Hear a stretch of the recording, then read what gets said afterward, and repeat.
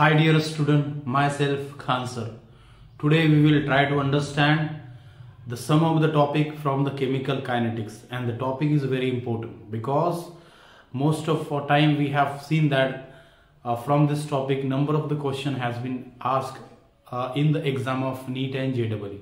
So that's why we try to bring that topic for you. Okay, the topic is order of the reaction and it's type. जो भी reaction के order होते हैं और उनका जो टाइप होते हैं, जो इंपॉर्टेंट टाइप है जीरो ऑर्डर रिएक्शन और फर्स्ट ऑर्डर रिएक्शन, उनको आज बच्चों हम समझने की कोशिश करेंगे और उनके जो इंटीग्रेटेड रेट लॉ इक्वेशन है उनको भी समझने की कोशिश करेंगे। ठीक है, तो सबसे पहले हम समझेंगे कि actually order of the reaction क्या होता है। ठीक है, एक रिएक्शन, उस रिएक्शन में जो रिएक्टेंट प्रेजेंट है उस पे उसकी डिपेंडेंसी कितनी है उसको कहा जाता है ऑर्डर ऑफ रिएक्शन।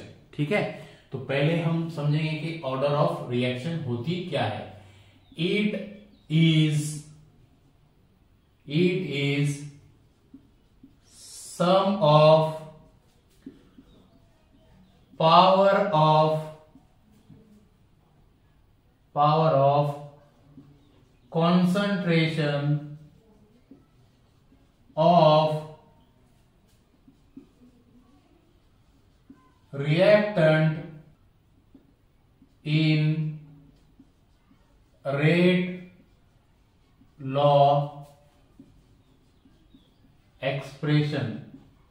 ओके, क्या होती है? It is sum of power of concentration of reactant in rate law equation. ठीक है, जो रिएक्टेंट है उनकी पावर, कॉन्सेंट्रेशन की पावर जो होगी रेट लॉ इक्वेशन में, उसी को कहते हैं हम ऑर्डर ऑफ रिएक्शन। ठीक है, रिएक्शन। अब इसको एक एग्जांपल के थ्रू समझने की कोशिश करेंगे बच्चों कि मान लो हमारे पास एक रिएक्शन है that is A of X plus B of Y gives C. Okay, इस तरह से रिएक्शन है।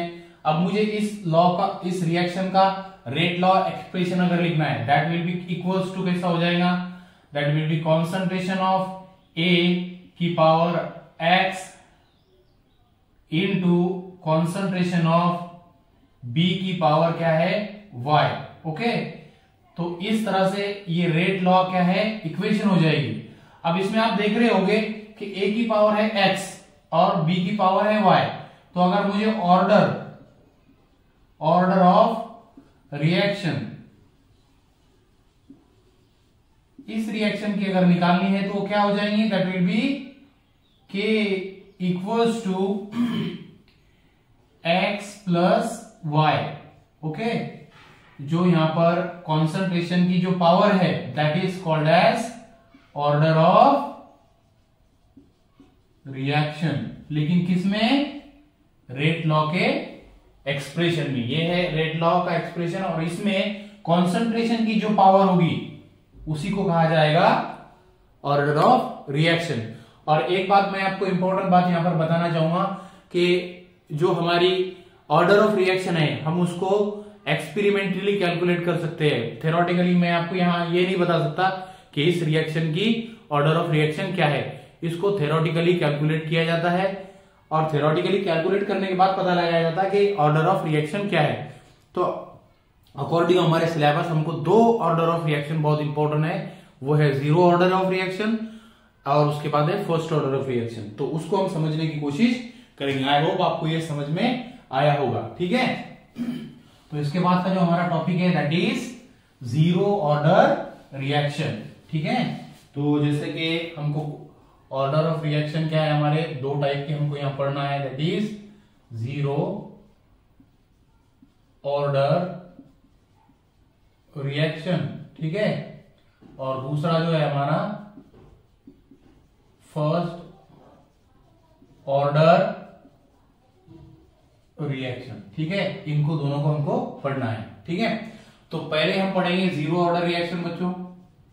Zero order reaction.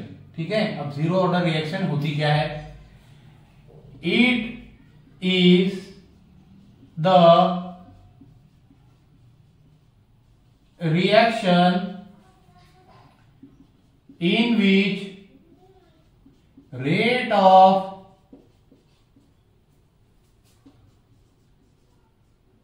reaction is not depend on any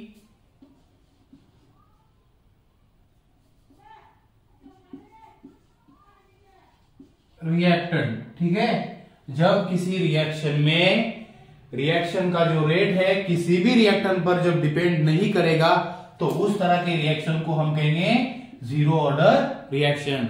the reaction in which rate of reaction is not going to be depend on any reactant, that type of reaction is called as zero order reaction। ठीक है, जब कभी भी किसी reaction का जो rate है वो किसी भी रिएक्टेंट पर डिपेंड नहीं करेगा उस तरह के रिएक्शन को कहा जाता है जीरो ऑर्डर रिएक्शन।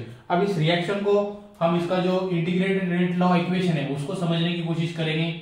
जैसे कि K0 is equals to 1/T into initial concentration minus final concentration. ठीक है, ये है इसका integrated rate law for zero order reaction. ठीक है, इसी रिएक्शन का जो टी हाफ है, T half of zero order reaction that is equals to initial concentration of reactant, ठीक है, डिवाइडेड बाय 2KO। ठीक है, so this is the T half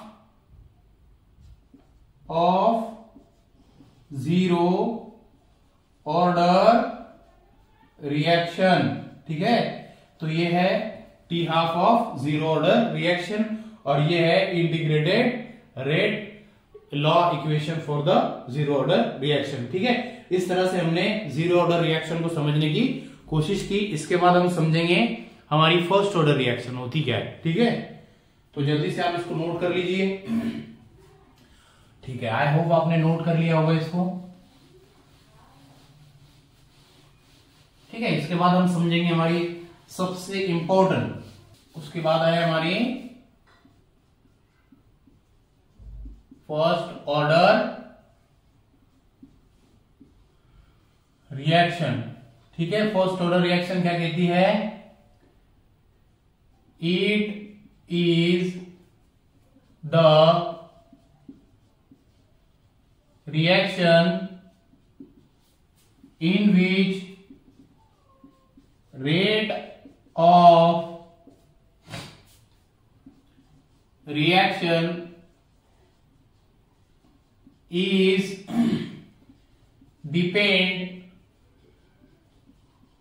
only concentration of one reactant is called first order reaction. ठीक है, जब कभी भी किसी रिएक्शन में रिएक्शन का जो रेट है वो एक ही रिएक्टेंट पर क्या होगा, डिपेंड होगा, तब उस तरह के रिएक्शन को हम कहते हैं फर्स्ट ऑर्डर रिएक्शन। जब कभी भी किसी रिएक्शन का जो रेट है एक ही रिएक्टेंट पर प्रेजेंट होगा या डिपेंड होगा, उसको कहते हैं हम first order reaction. The reaction in which rate of reaction is only depend on single concentration of one reactant, it's called as first order reaction।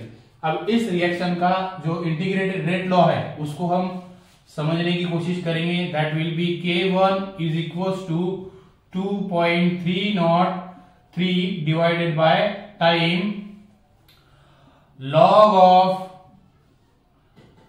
initial concentration divided by final concentration। So this is the integrated rate law equation for first order reaction. ठीक है बच्चों।